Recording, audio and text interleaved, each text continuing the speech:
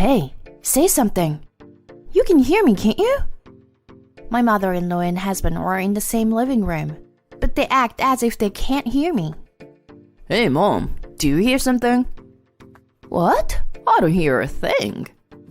Seeing the two of them giggling and laughing, I held back my tears, packed up my belongings, and ran out of my parents-in-law's house. My name is Miranda. I'm 42 years old. And I'm feeling very good after my boss took me to an expensive Italian restaurant. I was in hell until 5 years ago. I was living with my husband Frank. I met Frank on a blind date and we became friends because we were the same age and could talk normally without generation gap. I naturally made a promise for a second date. At first, I was worried about the blind date, but now, thinking back, I'm glad I went. Because I met you, Miranda. I blushed like a young girl. We had been dating for 6 months, and Frank proposed to me, and I accepted. Frank's parents had told him that it was time for us to get married, and I had been told by my father that I should get myself married. So I was open to the idea of marriage. Then, about a month after we got married, he said to me, Sorry, Miranda. I got drunk the other night after a drinking party. Then someone stole my wallet and used my credit card. I can't even pay rent now. So let's live with my mom, Frank said to me as he got down on his knees. I was really surprised by his confession. When I didn't hear back from Frank after he went drinking, I went to look for him and found him sitting and sleeping in a corner of an alley near our apartment. I guess he must have had his wallet stolen before I found him. But this was the first time hearing about him having his wallet stolen. But living at your parents' house? All of a sudden. I can just pay the rent, can I? I said. Frank shook his head. Do you know the monthly rent for this house? There's no way you can afford it. I was caught off guard by Frank's words. The rent for this apartment is not that expensive. I think it was less than $800. So why does he think I can't afford the rent? Maybe Frank is the one who thinks that I cannot pay the rent. Frank must not know how much money I make. But I didn't have time to correct him about my earnings. I've already told my mom that we're going to live there. So you don't have to worry about anything. What? You've already told her? Before even consulting me about it, my husband had been moving forward with the idea of moving in with his mother. I felt like I was going to lose consciousness. I'm not that good with dealing with my mother-in-law. The first time Frank took me to his house, I told her about my university and where my parents worked.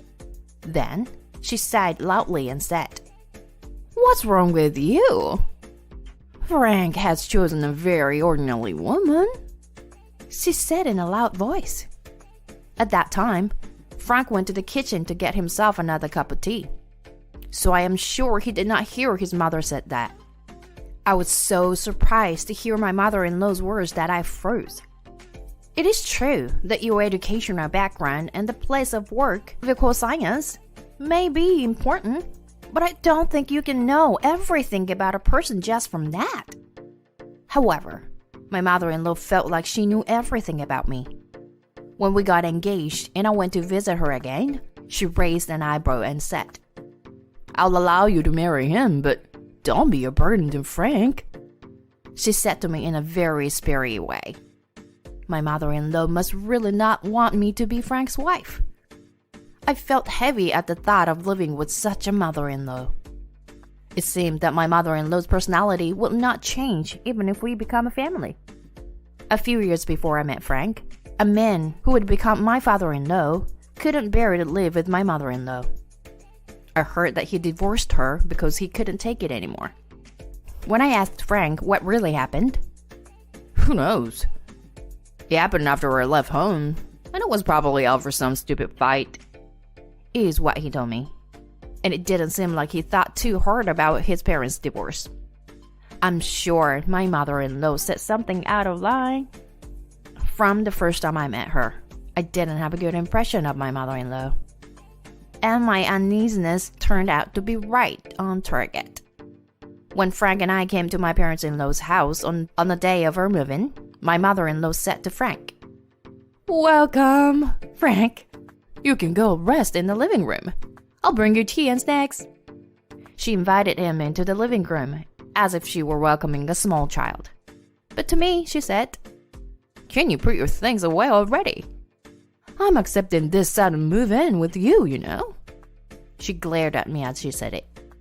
I don't know why she was so mean to me, but I had no choice but to instruct the moving company to move my belongings and unpack afterwards. I was sure that Frank would take care of his own unpacking, but he came to see me how much progress I had made and said, "Oh, you haven't finished unpacking my luggage at all. Usually, you would unpack the husband's things first, huh?" He said something crazy like that. I didn't want to get angry at him as soon as we moved in, so I said, "Well, I didn't know where or how to put your stuff."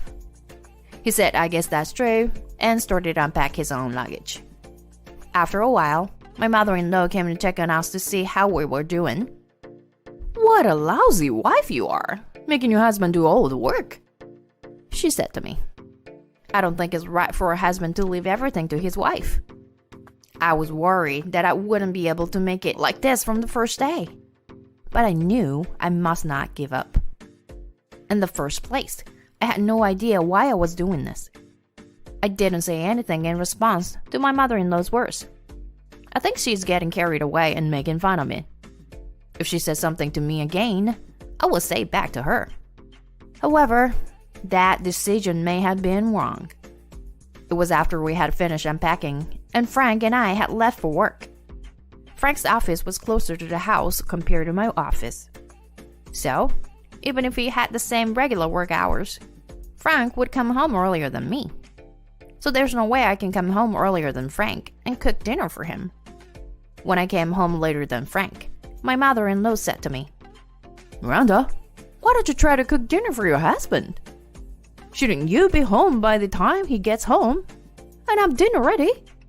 She stood at the door and started to lecture me. I was not even allowed to take off my shoes to go up to the house. So this time, I thought I had to tell my mother-in-law, "Sarah, I work too. I am a full-time employee like Frank. I work at the same time as Frank, but my workplace is further away. If we finish work at the same time, it is impossible for me to come home earlier than Frank." I told my mother-in-law that so as not to get emotional. Then, my mother-in-law couldn't say anything back to me. She turned red and retreated to the living room. I sighed and took off my shoes and went into the house. That was when Frank and my mother-in-law started to ignore me. At first, I thought they just didn't hear me. If I said something for a second time and spoke a little louder, they both responded, and we were able to have a conversation about the important things. However, after 6 months or a year of such a situation, even I realized that something was wrong. "Frank, are you and your mother avoiding me?" When I asked him this when I was alone with Frank, he looked at me annoyed. "How can that be? Why would anyone avoid their family? Aren't you just imagining things?" He said. I hope that it was just my imagination. But since then, Frank and my mother-in-law's ignoring became blatant. "Frank, about this month's bills." Frank ignores me even when I talk to him.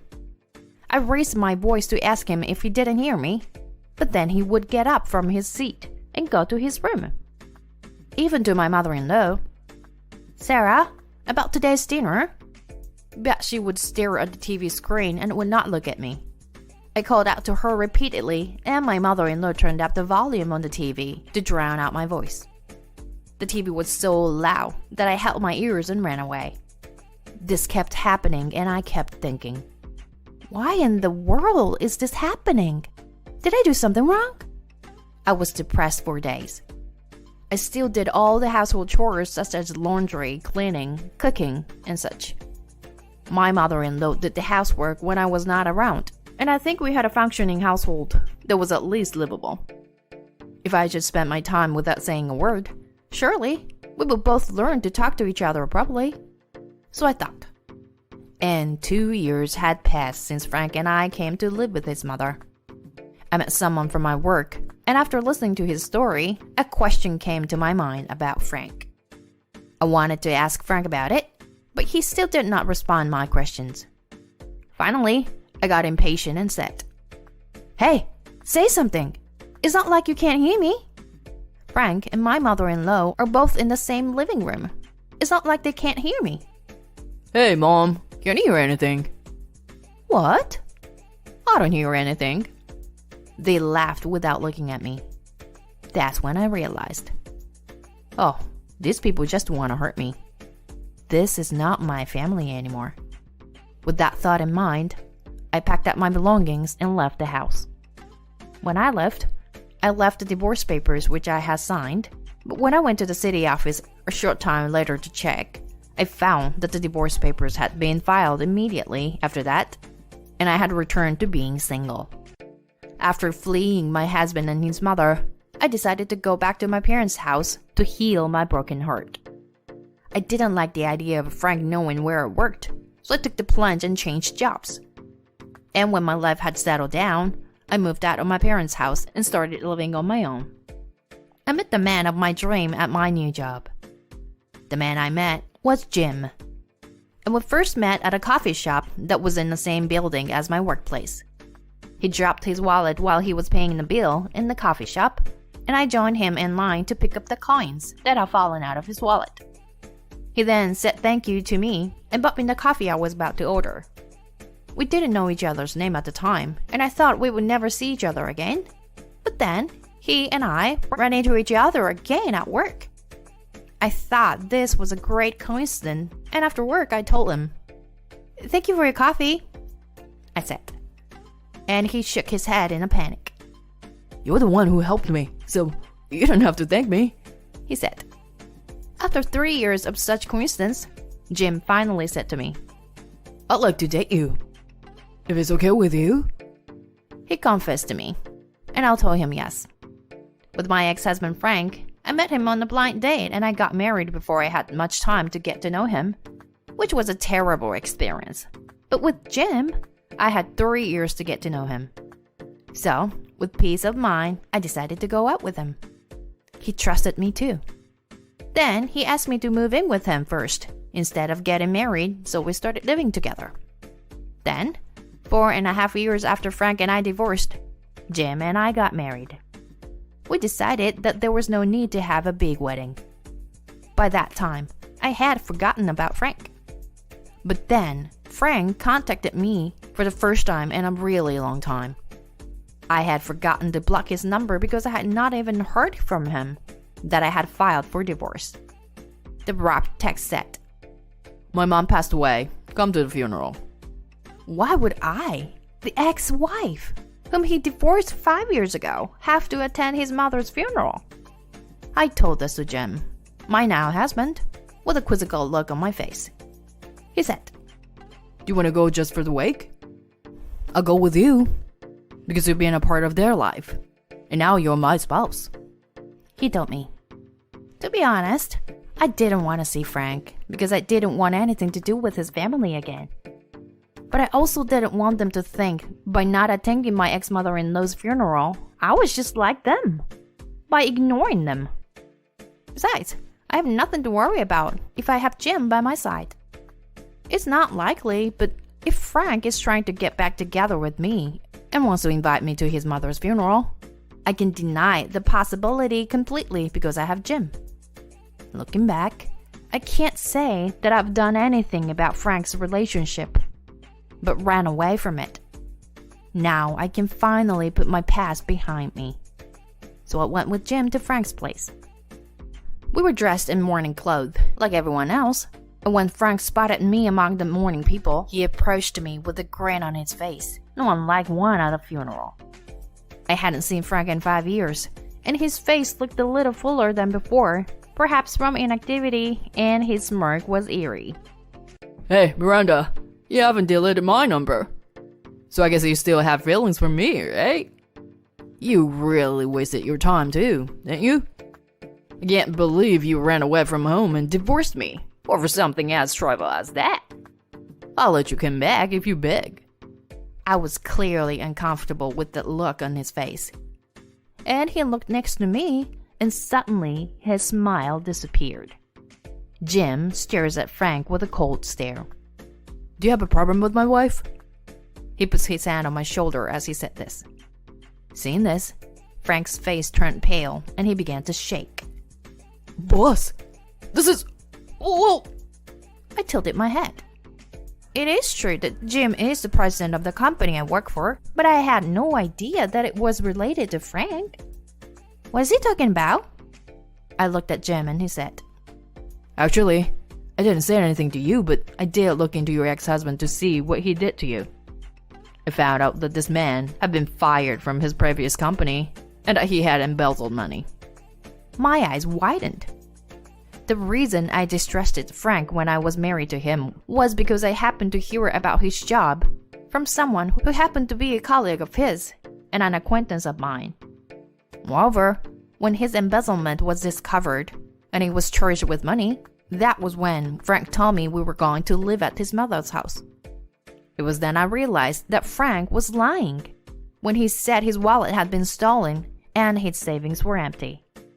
I tried to question him about it, and both he and my mother-in-law kept ignoring me, so I decided it was too much and ran away from home. So, he was hired at a new company, and that company does business with our company, and he's in charge of it. So that's why Frank is now pale and has beads of sweat on his forehead. And he just made a joke to the wife of the president of a major company that his company is now doing business with, that if she begged, she would take her back. Then Jim, who was standing next to me, said, I've turned a blind eye to what you've done to my wife. Miranda and you are already divorced.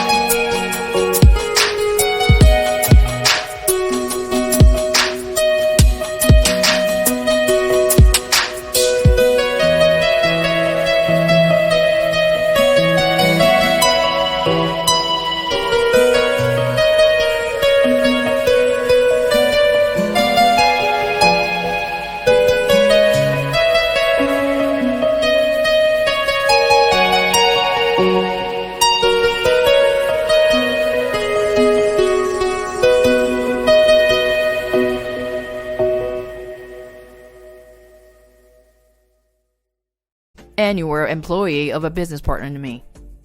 And I try to keep my personal and work business separate. Oh, okay. Thank you. Well, can you pretend that I didn't say anything? He was acting all high and mighty towards me. But after he saw Jim next to me, he was shaking like a little animal. I looked around. Besides Frank and his relatives, Frank's boss from the company he works for was also there. And he too came up to us, looking flustered. I never thought I'd see you here. What's wrong, Mr. President? Asked Frank's boss, wiping his sweat with a handkerchief. Jim sighed. To tell the truth, my wife divorced this man 5 years ago. And he and his mother had been picking on her for about 2 years. I followed her here because I was worried about my wife. Frank's boss said, "Are you kidding me?" and grabbed Frank's shoulders. When asked, Frank replied, His eyes were shifting left and right. It was ridiculous how tiny Frank seemed compared to when he first came up to talk to me. And when I attended the funeral with my wife, he immediately said that he would remarry her if she begged him.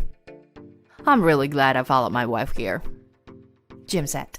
Frank's boss then said, "What the hell did you do?" He grabbed Frank by both shoulders and shook him. I don't want to humiliate my wife any more than I already have. So, we're going to leave now. I don't mean to speak ill of any individuals, but this family has done terrible things to my wife. So I don't need to say anything else, do I? Jim's words were answered not by Frank, but by Frank's boss. Yes, as you wish.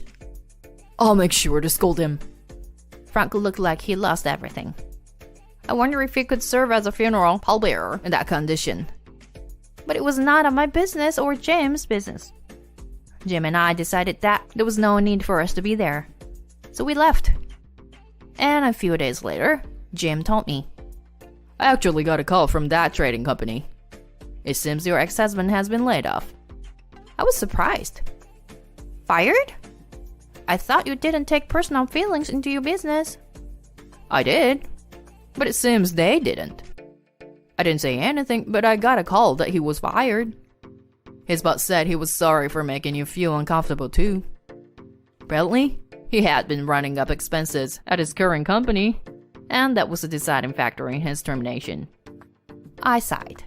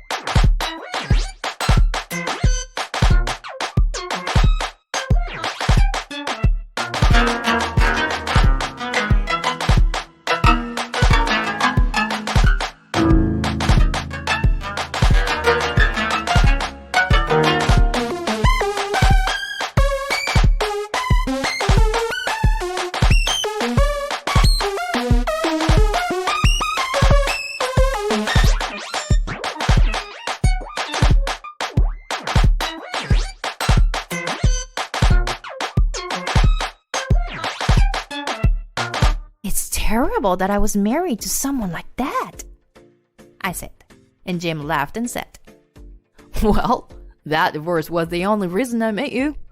I'm glad he divorced you so quickly. I laughed and said that's true. Later, I heard through the grapevine that Frank was thinking of storming into my parents' house.